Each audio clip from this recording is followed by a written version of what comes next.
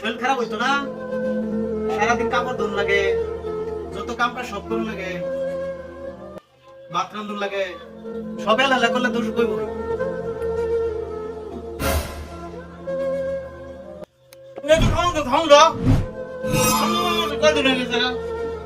এই যে কইতাছি বাড়িতে একটা মেয়ে লাগে না, বয়স তার কম হয়েছে না।